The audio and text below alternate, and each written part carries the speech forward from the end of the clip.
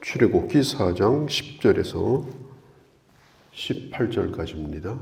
모세는 하나님으로부터 하나님이 어떤 분인지 분명히 들었고 또 모세가 해야 될 일이 무엇인지도 분명히 들었습니다.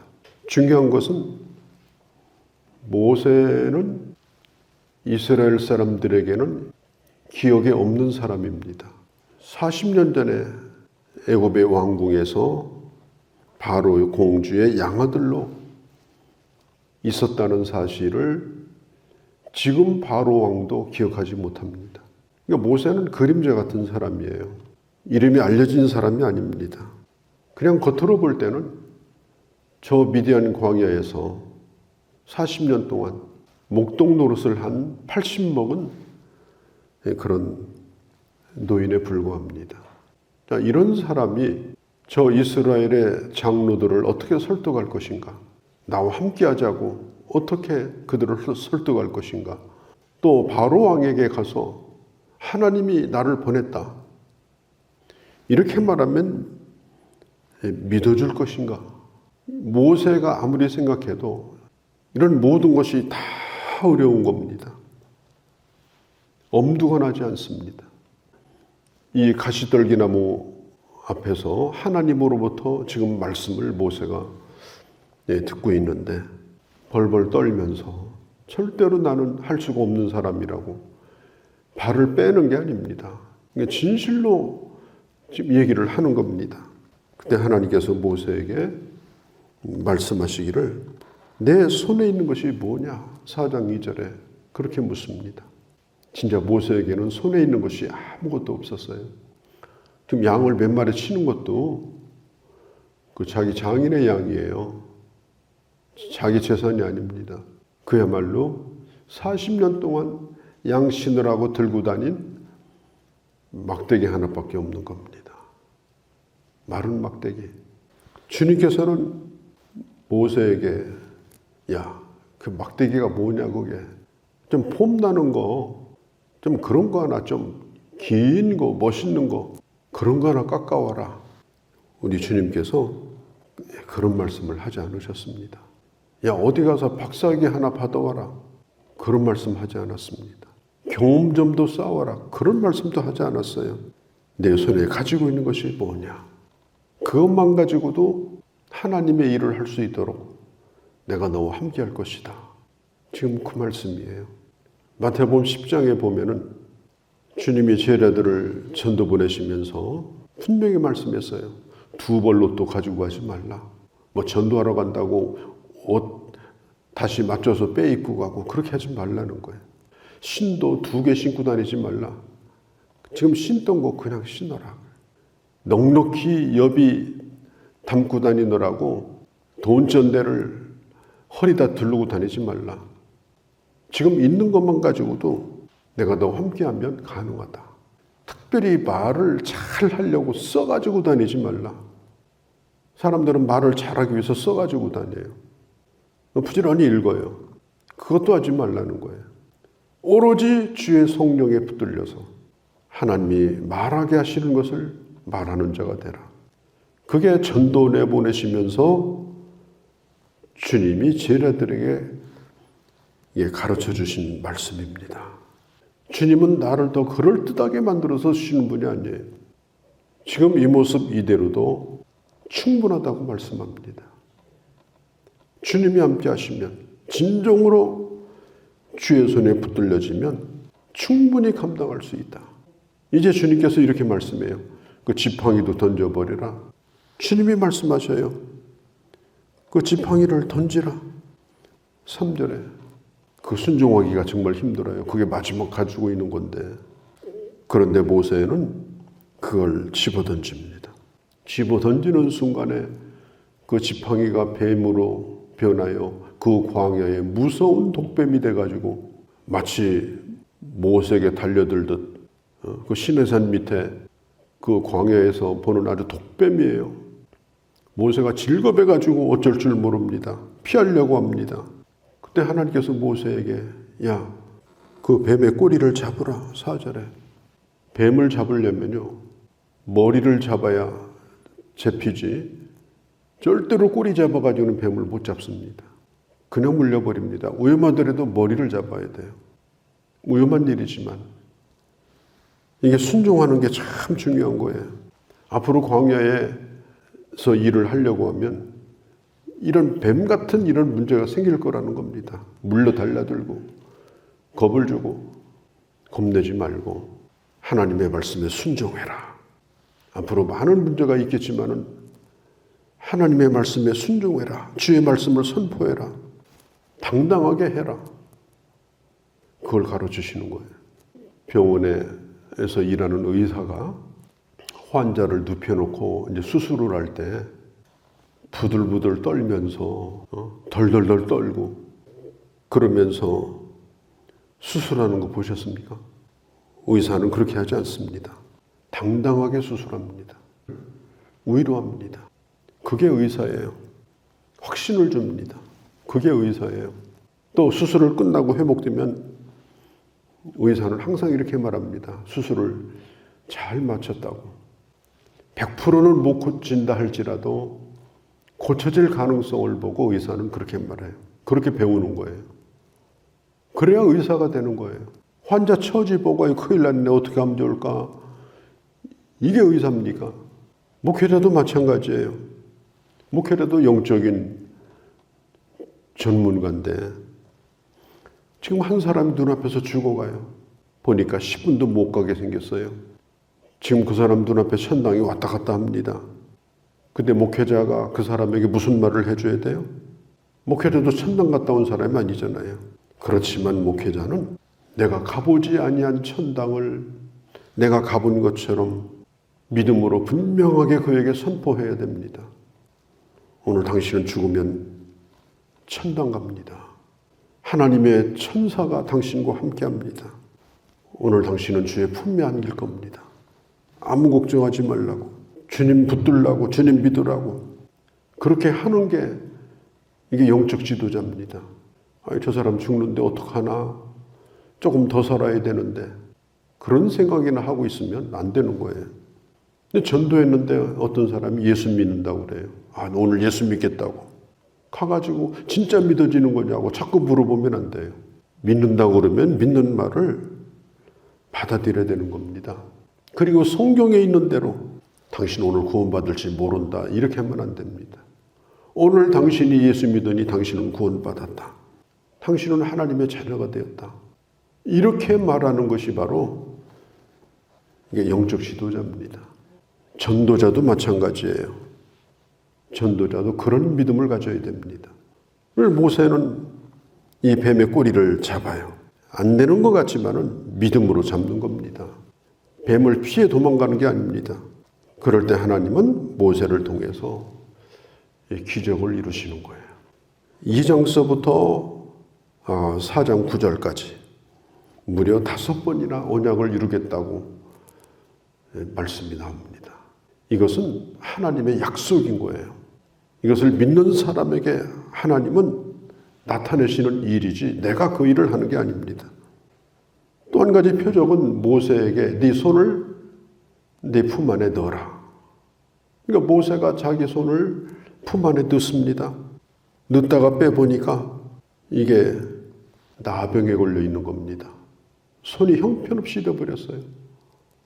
얼마나 두렵겠습니까? 이것은 바로 이스라엘 백성들의 형편이고 모세 형편이에요. 내 힘으로 어떻게 할 수 없는 그런 절망적인 상황을 얘기하는 겁니다. 다시 그 손을 네 품에 넣어라. 그 말씀대로 순종하니 또 병이 깨끗하게 낫습니다. 왜 자꾸 이런 일을 행하시느냐? 하나님이 모세와 함께한다는 사실을 모세에게 확인시켜 주는 거예요. 그러면서 또 한 번 이런 얘기를 하십니다. 9절에 만일 그래도 믿지 않는다면, 그러니까 이 기적은 모세를 위해서가 아니었고 모세를 믿지 못하는 사람들에게 그래도 믿지 않는다면 나일 강물을 한 번 떠가지고 땅에 부으라. 그러면 핏물이 되리라. 이건 모세가 해보지 않은 일이지만 지금 광야니까 그때 가서 그런 일이 있거든 그렇게 해라. 그러면 내가 그렇게 할 것이라고 또 약속을 해 주십니다. 자, 그런데 이 정도 했으면 이제 말을 들어야 되잖아요. 근데 모세가 하는 말은 딱 한마디입니다. 오 주여, 오 주여. 이 오 주여라는 말은 절대로 안 된다는 얘기예요. 기가 막힌 얘기라는 뜻이에요. 자기는 할 수 있는 사람이 아니라는 겁니다. 그러면서 계속해서 그가 처음 꺼내는 얘기가 저는 10절에 입이 뻣뻣하고 둔한 자입니다. 나는 말을 잘 할 줄 모릅니다. 그러니까 주님이 뭐라고 말씀해요? 아니 그 입은, 그 눈은, 그 귀는 누가 지은 거냐? 어떤 사람은 못 보고 어떤 사람은 말도 못 하는데 그걸 누가 그렇게 했느냐?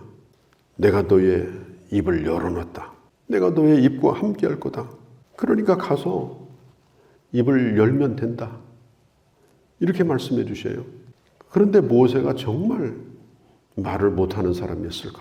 사도행전에 보면요. 사도행전 7장 22절에 보면 스데반 집사님이 이런 말씀을 합니다. 모세는 모든 애굽의 학문을 다 배워 익혔고 그 말과 행사가 능하더라. 말과 행사가 능하더라. 모세는 말하는 수사학을 배웠어요. 웅변술까지 배웠어요. 그래서 모세는 아주 말을 능하게 하는 사람이었어요. 말을 못하는 사람이 아니에요. 자기가 말을 못한다고 생각하는 거예요.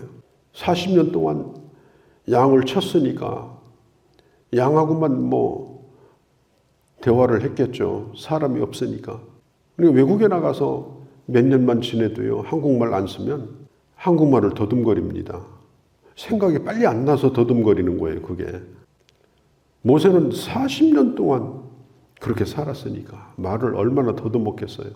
옛날에는 잘 했겠지만 지금 그런 상황이 된 겁니다. 이게 정치하는 사람들이나 이 리더들이 잘하기를 원하는 것 가운데 하나가 말 잘하는 거죠. 시중에 나가보면 이 말 잘하는 걸 가르치는 책들이 많습니다. 왜? 사람들이 그런 욕구가 있어요. 왜냐하면 유창한 말솜씨로 사람들을 움직일 거라고 생각을 하기 때문에 그렇습니다.